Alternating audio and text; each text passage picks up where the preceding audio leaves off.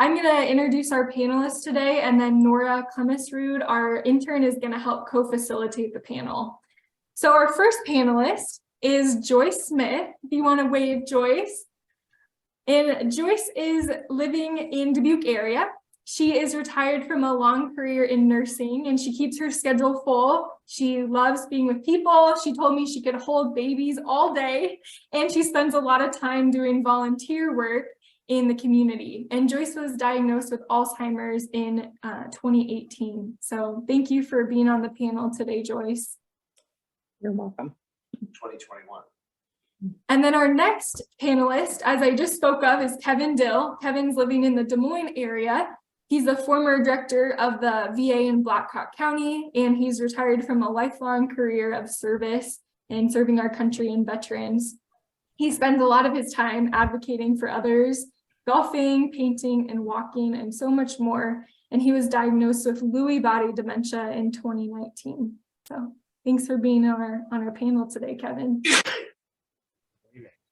Next, we have Lori Payne. Lori, if you want to wave, I see you're already waving.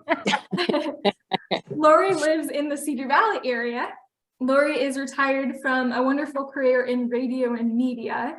She now has a Facebook blog called The Young and Forgetful. If you want to look that up, she posts videos and reminding people you can continue to live a full life and live with dementia. And they're really awesome and fun to watch. In her free time, you can find her with her family, playing cards, or just making anyone around her smile. So, which is true. It's so true, Lori. And she was diagnosed with Alzheimer's about 5 years ago. So thanks for being on today, Lori. Don't forget about the Pac-Man. And yes, Lori loves to play Pac-Man. She has a Pac-Man machine in her house, and I've played it, and she's way better than me. So thank you, Lori. And then last but not least, to introduce our final panelist is Vicki Setterberg. If you want to wave, Vicki. Vicki lives in the Ames area. She has had a successful career in medical massage. She was even voted the best therapeutic massage in Ames, Iowa. And she also got to offer massage to several famous people who visited Iowa State University, which was fun to hear about. She was diagnosed about 6 years ago with vascular dementia, and now also has been diagnosed with Lewy body dementia, so she's considered to have mixed dementia. She's also hoping to help start a dementia-friendly community initiative in Ames area. So thank you so much for being on, Vicki. We're excited to hear from you. Now I'm going to hand it over to Nora, our dementia-friendly Iowa intern for this semester, and she's going to help co-facilitate. So take it away, Nora. Thanks, Megan. Okay, so we're going to start with Vicki. Vicki, what is one thing that you wish people knew about living with dementia? Okay, well, since we know that our disease is progressive and terminal, we wake up every day knowing that we're losing our cognitive abilities, and many of us, our physical skills too. So this is very hard to live with. So we need to know that we are appreciated and loved.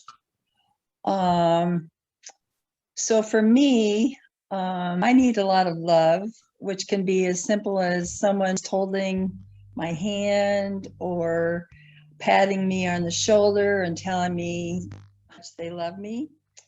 It's also nice to have someone go with us to our doctor appointments, to our scans or our physical therapy appointments. And I also enjoy having people offer to take me out to lunch, even though I can still drive, or just go take me to a park to sit and chat with me on a nice day. That's perfect. We all need that, don't we? Yep. Alrighty, well, thank you, Vicki. And I'm going to ask the same question to Kevin now. Kevin, what is one thing that you wish people knew about living with dementia? Well, hi, everyone. Hey. You know, when you're first diagnosed with dementia, or like in my case with Lewy body dementia, it can be very difficult in the beginning because Lewy body dementia can rob you of many things. And in my case, I was always known for going 100 miles an hour, helping many people every day who came to my office, or I didn't go home until I returned every phone call of somebody who called me that day, because I felt like if it mattered to them, then it has to matter to me. But with Lewy body dementia, it robs that from you, and you can either allow the disease to deny who you really are, or you can fight back and continue to be yourself, That's right. no matter how difficult it can be. And it can be very exhausting. And your mood and your personality can change at times. But even so much is that can be a frightening and strange new world for yourself. That same frightening and strange new world now falls on the caregiver who was never in that world before. And so during that time, people tend to move away from you because they don't understand your strange new world that the two of you are living in now. And so I guess that's one thing that we need to talk more about. So that's one thing I'd want you to know, what it's like living with dementia, especially Lewy body dementia. Yeah. Thanks, Kevin. Yeah, I think that's something that we should talk more about too. It's not fair that you have to go through this alone. Mm-mm. And Megan? Yeah, thank you both. Our next question is first for Joyce. So Joyce, we would love to know, what do you wish people would do differently when interacting with you in the community, and how do you want people to treat you? Well, first of all, when I first was diagnosed, my doctor told me that I should tell people. And sometimes when I was telling people, they would say, "Oh no, you don't have that." And so I just kind of left it go. But now if somebody says that to me, I just say, I know I have it. I'm not any different. I just might be slower in reacting, to your questions or answers, but I still always want to be with my friends and doing things, and I don't want to be excluded. So that is working a little better for me now. But I just want people to understand that we're still people and we care about others too. Yeah, absolutely. I think we had a really good conversation with the panelists last week, and Joyce, you shared a little bit about how frustrating that can be when people question you and say, "Do you really have dementia?" So, yeah. It took me by surprise when, that happened, and it happened a few times, and it was kind of irritating to me because it made me think, are you really think I would lie about this kind of thing? It was hard, but now they understand. I talked to both of the people that did it, and they understand, but they said they were just so shocked, and, they could, I can understand that part of it. So all is well with that part right now. Yeah, well, good. Thank you, Joyce. You're welcome. Next is the same question for you, Kevin. How do you wish people treated you differently, or what do you wish people did differently when interacting with you?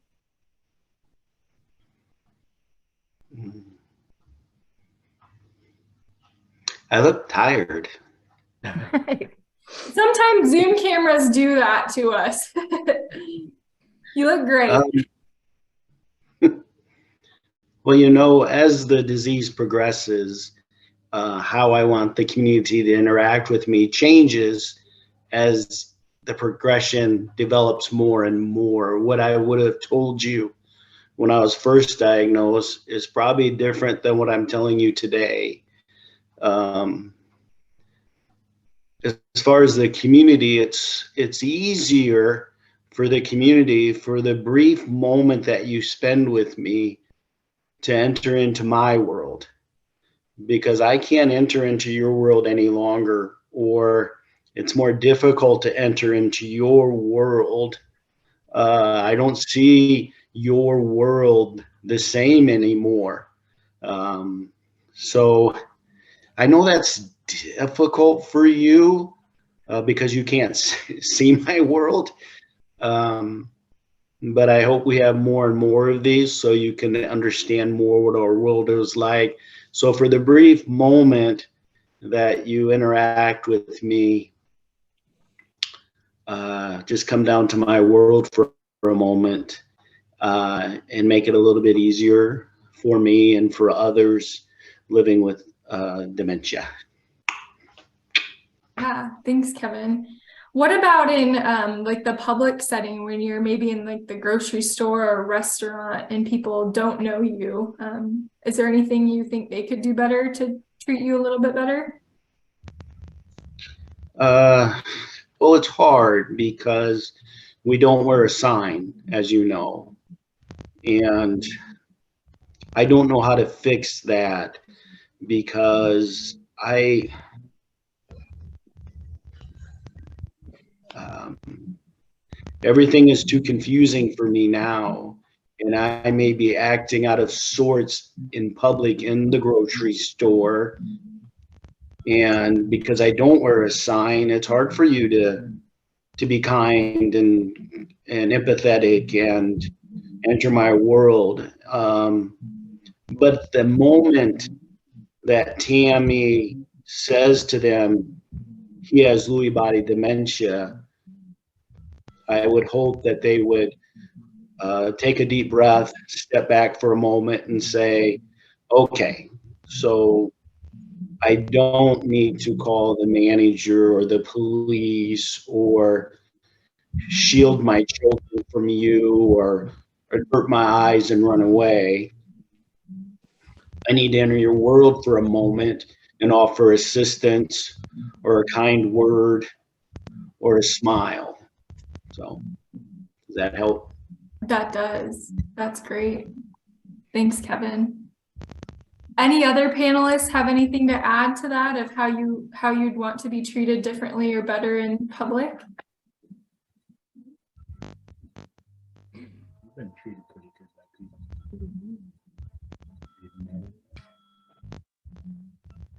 That's okay. I mean, I have a lot of friends and family, and if it wasn't for them, it would be much harder. A lot of this is for my family. I mean, I want them to know that, you know, it's a little disease, but we try to get over it and want to help people. And I think that leads us right into our next question, Nora. I was going to say the same thing. Well, this one's for you, Lori. Are you ready? oh dear, I'm ready. What brings you joy throughout your journey with dementia? I love it when I'm, how do I say it? I loved it when I didn't have to pretend, you know, like I did that already or something like that. And it just kind of, then I just kind of goes away. And I don't cry a lot, but I'm sad. Sometimes quite a bit because of it. And my daughter helped with so much of this. Yep, I will not let it beat me.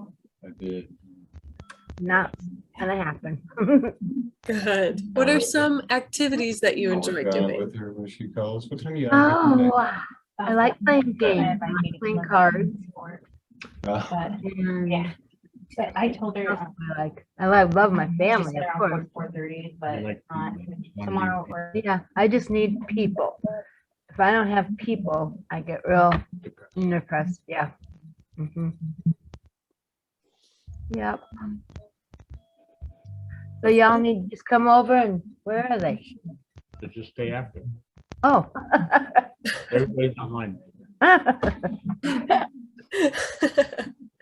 Well, thank you, Lori. And I know, Lori, you and Rod are always hosting people. You talk about that a lot of, yeah, you're always being around people, which is great. I have to have people. Yes, I do. We'll just be in the grocery store and she'll just start a conversation with somebody and I'll walk up to her and I said, so who is that? She goes, I have no idea. But when they got done talking, they walked away, they were both either laughing or smiling good. So she just loves people and she wants them to know she has Alzheimer's, but she does not, jump on and exploit it to other people. She just wants to go on and bring joy to everybody that comes up to us. And she does that really well. That's why we play a lot of Pac-Man.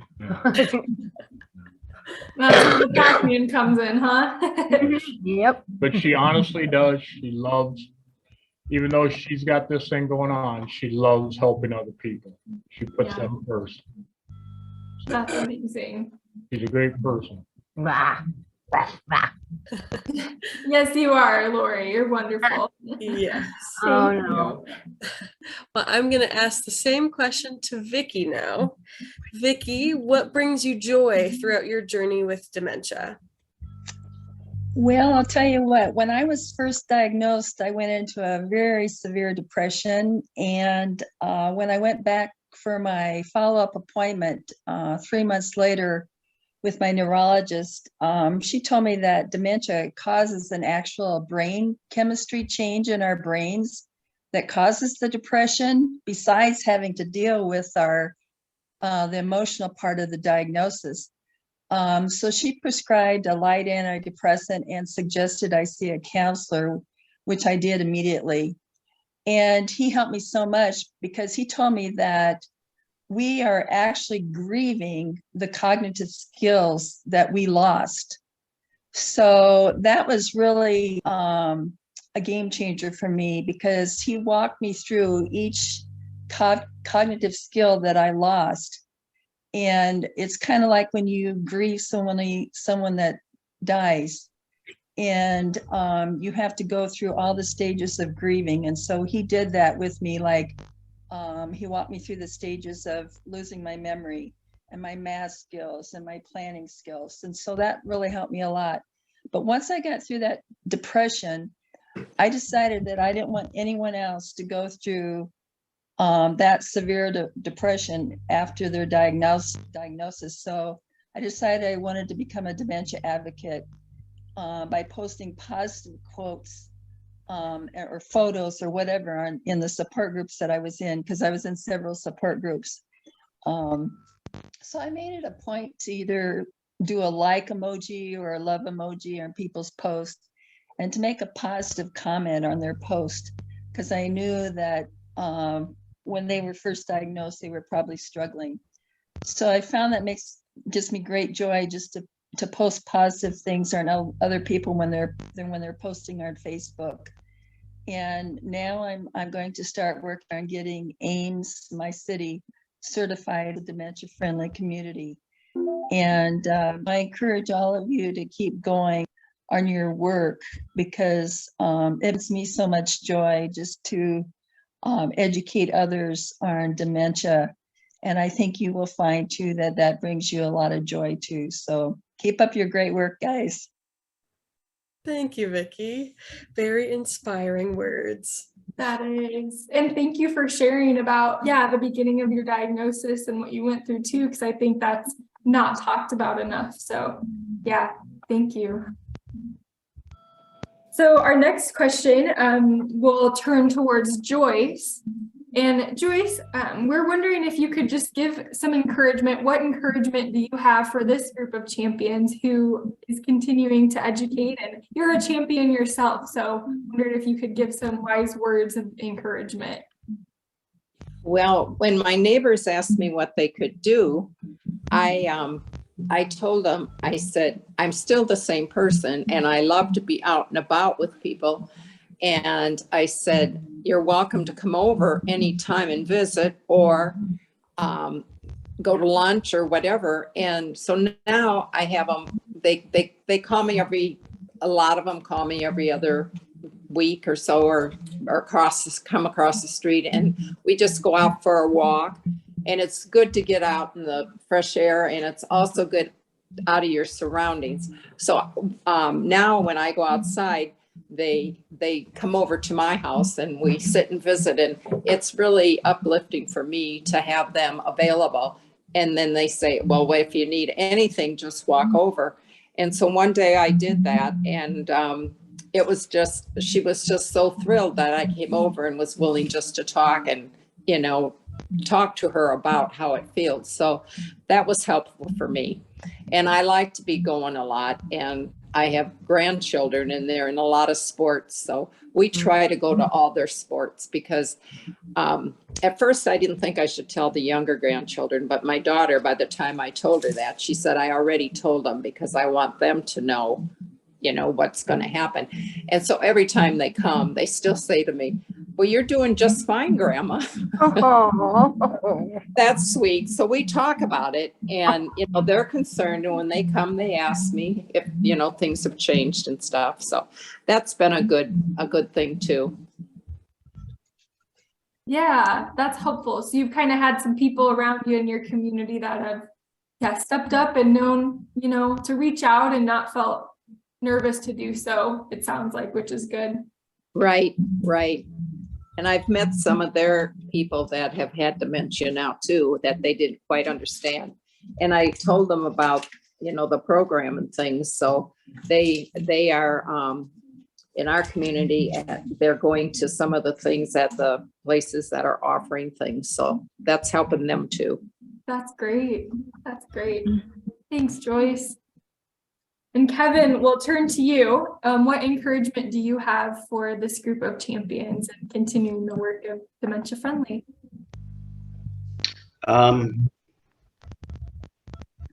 Well, for me, is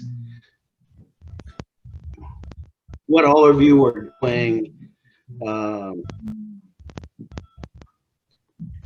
is very important work, and I guess this is why.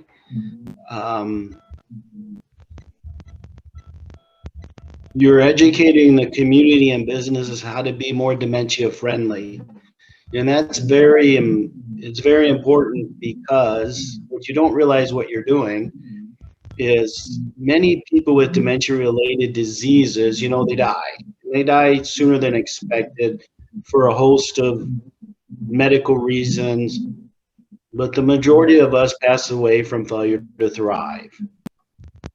And what you're doing is increasing the chances of us living just a little bit longer, because you're educating people how to be more loving and friendly and kinder and accepting of people like me with dementia, which has a direct impact on my emotional being and my heart. Because even though, as I say all the time with Megan, even though my brain is shrinking and dying, there's a part of my brain that affects my heart that is growing. But if there's nothing feeding into that, well, then that dies. And then we have failure to thrive. So your work of you training people and talking to people, if you don't think that is of great importance, you're wrong. Because that family that you talk to, or that young person that you talk to, interacts with someone like me and the caregiver, and you feed my heart, well, you walk away, but what you don't know is you may have impacted me in a way that my failure to thrive goes to the point where I want to live a little longer and fight a little longer. And so I live a little longer. And I did that because of all of you. And I really want you all to know that as you move forward, that those seeds you plant, they do grow, and they're needed. Yes. Wow, thank you, Kevin. That's beautiful. I was wondering too, I know this isn't on our script, but I was wondering if you would be willing to share, Kevin, a little bit when you said, even though your brain is shrinking, your heart's getting bigger, and that emotional awareness. Would you be willing to share a bit about that? Well, yeah, the heart is just a muscle. That's all it is. And for those of you who are Bible believers, the Bible says the heart is wicked and evil, but the heart is really a part of the brain. The heart is a muscle, but the brain has a direct impact on that. And even though our brain is shrinking and dying, for some reason, God allows that part of the brain that controls this feeling of the heart to grow to where your emotional awareness, you still feel the feelings of love, and you recognize when someone is genuine and friendly to you. And it has an impact on you to where the dementia doesn't feel so great that day, that you feel like I still matter and I'm still needed and I'm still wanted, because I can feel that from you in that part of the brain that affects what we call the heart.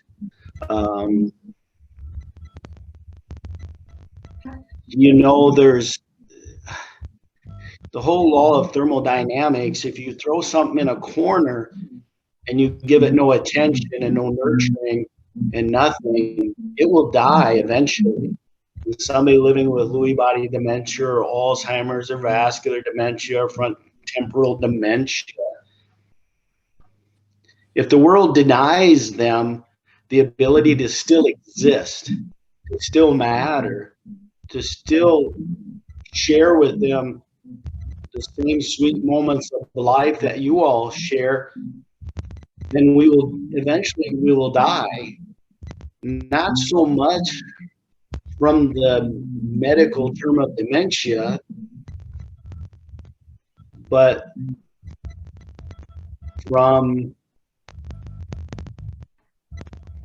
just not being anymore.